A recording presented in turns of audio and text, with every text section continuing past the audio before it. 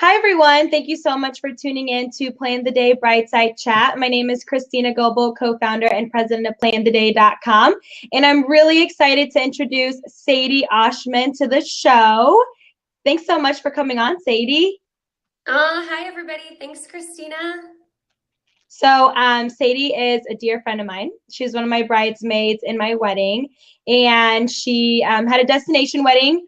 So I'm just really excited for her to provide just some awesome tips on how to plan two receptions because she had one in Fort Myers, and then she had one here back in Indy with her family and friends here in Indy. So I'm super pumped for you to just help brides out who have, who are maybe going through your same shoes, and who, with your experience and being married and everything and going through the whole process, I'm excited for you to help those brides out who maybe are having a destination wedding and maybe doing the same thing. So, Yeah. So, first of all, I've been married. Let's see, we got married in November of 2011. So, gosh, time really does fly. yes. Currently living in Mexico with my husband on a temporary assignment. So that's been really fun. But a little bit about our wedding. We decided to do it not so traditional and do a destination wedding. And at first, it was kind of just like one of those wish list things. But the more we started talking about it, the easier it became to start planning. And I'm very, very fortunate that my husband had a lot to partake in the wedding planning process. He helped me research, places that are easy to get to, especially for our family that wanted to come down, which made that really, really, it made me really happy, and it made our family easy for them to be able to travel into Tampa and then just a quick short drive over. Right. And then he also did a lot of the research for our reception. So we weren't really sure. We knew we wanted to get married on the beach. We kind of just picked Fort Myers because that was a place that we always loved. Right. But in regards to the reception, we really didn't have a clue what we wanted to do at first. So we just kind of got on some blogs and started looking to see what other brides had done. And we came across a sunset cruise, a dinner cruise, really. And so we looked into that, and it was a little bit more expensive than what we had originally thought or planned. But we called them. We talked to a lady there, and she was extremely helpful, getting us through the entire process of what we should expect. It wasn't like a private boat because that would have been even more expensive. But Sure. so we shared it with another wedding party, but we had an entire section to ourselves and the whole top to ourselves. And it was a very cool experience. And Nick did a really nice job of selecting that one. And it was just a lot of fun. We had a great time, took a lot of pictures, and our family really enjoyed it because, they had made the trek down there. We had a total of 40 people, including our wedding party. So 40 of our friends and family came down, and we did it over a weekend. So everybody took like a couple extra days to kind of hang out and have like a miniature vacation. So it was the least that we could do was have this fun reception and do like something different that no one else had done yet in our family. So that was really cool.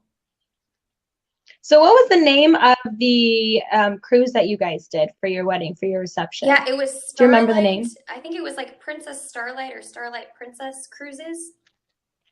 Okay, cool. Yeah. Yeah, I had never heard of that. So I thought that was really neat that you did that. Yeah. Something unique and different. Yeah, and it was fun. They had set up a nice little area, like a table, like a head table. So we were able to sit, like Nick and I, like the normal bride and groom in the in the center.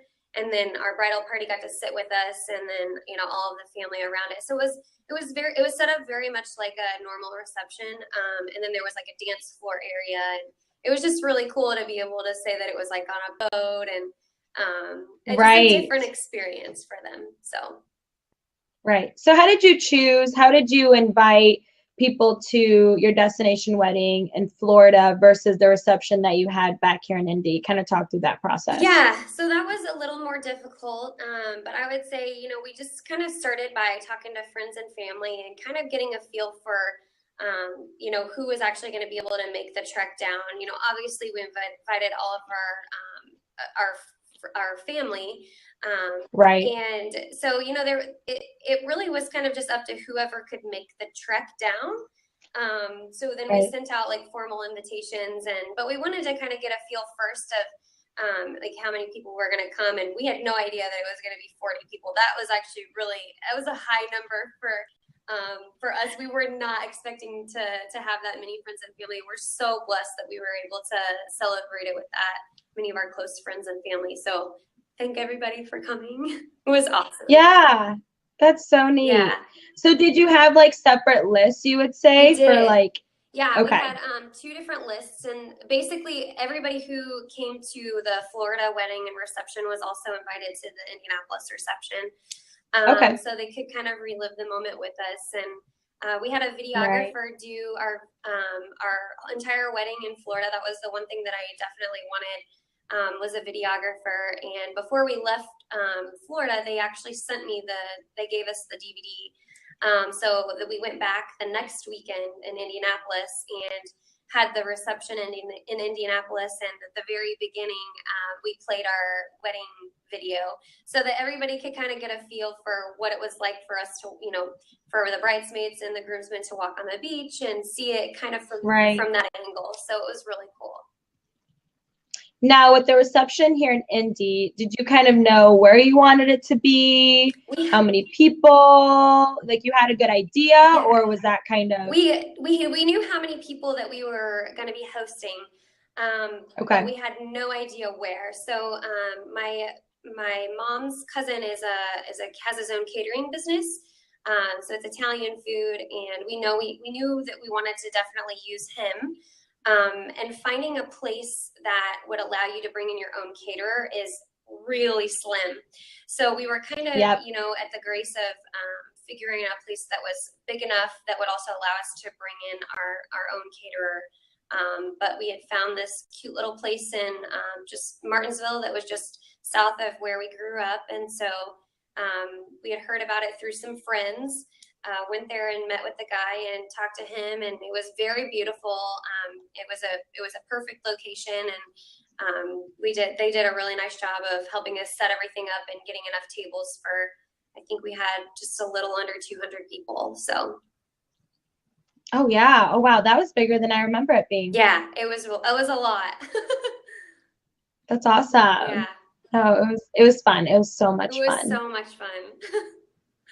So what advice would you give brides who are, having to plan 2 receptions, doing a destination wedding? What's the biggest advice you would tell them? I would say, like, obviously do your research on look at places and get on blogs, get on, plan the day, any of the bridal, websites that would be able to tell you, some other people's experience, the bride's experience that they've had. Because I think that's where you're going to get your most truthful information. But so that's number one. And then the second thing is you kind of just have to go with the flow. That's my biggest thing is, if there's something small that didn't exactly go the way you thought it would go, don't make a big deal about it, because if you don't make a big deal about it, nobody's even going to know. Right. Like, let's say, for example, if the music that they played wasn't exactly what you wanted when your bridal party walks in, it's not a big deal. People aren't going to know. Just go with it. Your bridal party's going to still have so much fun. But yeah, it's just the small things, and don't sweat the small things, because it's going to either make or break your day. No sense in worrying about something really small, because really it's all about the union and the partnership between you and your spouse. Such a good point. I love it. So, well, thank you so much. You're welcome. Thank you so much for having me. I really appreciate it. You're welcome. And this was fun because I feel like your wedding was just different and fun. And I mean, it probably took a lot more planning too, with the whole having to do Fort Myers and here. But I think it's neat that you really included everyone in. Yeah. So I thought that was cool. My husband and I, we talk about it all the time, and we wouldn't do anything different. There's nothing we would change. We would do it all over again. Just because we had so much fun, and being able to, like we said, come back to Indianapolis and be able to show all of our friends the wedding video, I think that made a huge, was able to, for some of our family that wasn't able to come and our friends, so they kind of got to see that, and yeah, it was just such a fun day. And I think I was a pretty easygoing bride. I kind of let a lot of things just slide and say, oh, whatever, you know, no big deal. So, Right. but yeah, thank you so much No, for I think having that's me. great. Yes, thank you so much. Super excited to have you on and all the great advice. We really appreciate it. So, Awesome. and thank you so much, Brights, for tuning in. As always, if you found this video super, super helpful and you have a friend who has a destination wedding and could use some tips, feel free to share this with your girlfriends. And as always, check out plantheday.com and follow us on Facebook, Instagram, and Twitter for updates on our upcoming shows. And next Thursday, we have the CEO of Bubbling Brides who's going to be on the show. Her name is Dana, and she's going to be talking about bridesmaids dresses and how to mix and match them. So really excited to have her on the show. So again, next Thursday, June 9th at 8 p.m. Eastern Time and 7 p.m. Central Time. So thanks again for tuning in, and talk to you later, Sadie. Thank you, everyone. Bye. Bye.